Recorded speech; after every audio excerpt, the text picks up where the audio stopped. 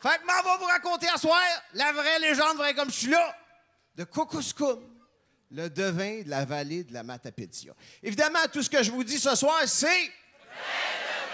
Exactement. Mon histoire commence l'été passé. On s'en allait en vacances, la famille, on est en char, c'est beau. Road trip au Québec. Fait que c'est féerique. À un moment donné, on arrive à Sainte-Flavie. La petite s'est endormie, elle regarde, elle voit le fleuve. Papa, c'est-tu la mer?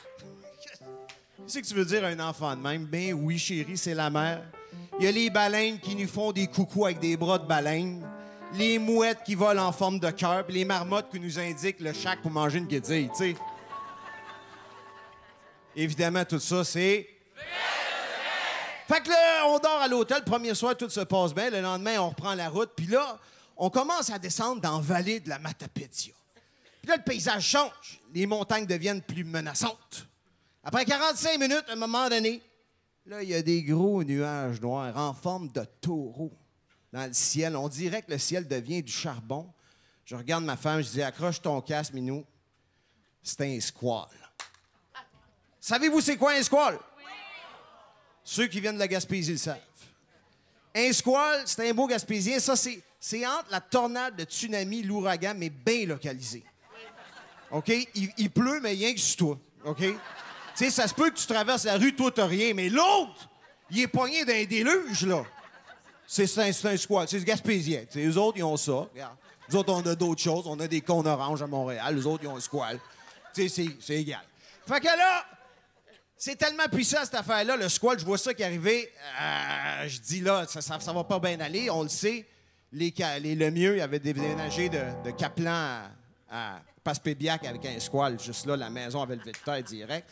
Fait que là, j'ai dit, écoute, regarde, accroche-toi. Puis là, ça part. Le squal nous tombe dessus. C'est plus de la conduite, c'est du rafting. On tombe dans Matapédia. Par chance, on surfe sur 4 billots de boulot. Je prends pas de chance. Je souris pour détendre l'atmosphère. T'as coup qu'on est en direct à RDI, tu sais.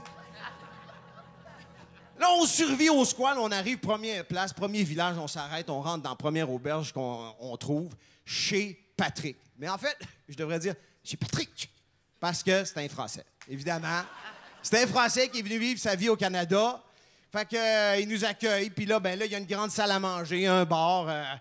Puis là, là-dedans, il y a des tartes, OK? Il y a des tartes, comme vous avez jamais vu de votre vie, oubliez ça, le Costco. Il y en a plus que ça. Il y en a du plancher jusqu'au plafond, des tartes aux fraises, des tartes aux bleuets, des tartes à rhubarbe, des tartes aux pommes, des tartares. Il y en a... Moi, je suis épuisé, là. Fait que je me tire une chaise. Je dis, Patrick, excuse-moi, faut que je m'assoie. Là, on vient d'avoir un squal. Il dit, excuse, tu peux pas t'asseoir sur cette chaise-là. Je commence ça. C'est la chaise de Kukulkan. Qui ça? Kukulkan! Ben, je connais pas, là, Kukulkan. Ça, c'est le devin de la vallée de la Matapédia. Il descend ici le 31 décembre chaque année. Il part de sa montagne, c'est un ermite. Il s'en vient à l'auberge. Puis il dit l'avenir à tout le monde qui est dans la place. Ah ouais, je dis, puis tu crois ça, toi? Quelqu'un qui vient et qui te dit l'avenir, puis il dit, écoute, moi te dire de quoi? Là, tu vois les tartes, là, ça, c'est pas un front, mais regarde, ma vraie carrière, je suis auteur, compositeur, interprète. Genre, ouais. Il dit, j'ai écrit une chanson dans toute ma vie. C'est devenu un hit mondial. Je dis, ah oui. C'est quoi? Il dit, gars, je te le dis pas. Ben voyons donc. Je dis, écoute, garde, dis-moi là, je suis là, on est là, on n'a rien à faire. Il dit, garde, je suis devenu millionnaire avec cette chanson-là. Je dis, quoi? T'es devenu millionnaire? Ah ouais, donc, dis-moi là, c'est quoi la toune? Ah, je peux pas te le dire. Je dis, garde, je connais Catherine Pépin du temps d'une chanson, tu me dis pas, moi le savoir. Il dit, non. J'ai dit, regarde, j'ai le numéro de Luc Plamondon dans mon téléphone, tu me dis pas, moi le savoir. Non. Je dis, regarde là. Moi, te mettre ça au clair, je connais Monique Giroux. Là, je le vois, là, la sueur, là, ça commence. Là, Patrick, il trouve ça drôle. Mais comme il est français, qu'est-ce qu'il fait? La grève. Évidemment.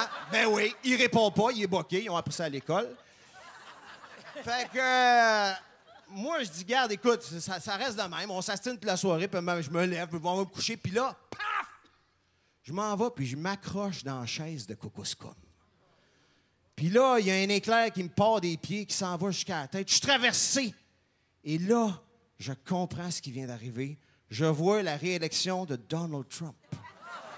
Je vois le Canadien qui fait pas les séries. Je vois le La Tulipe qui ferme.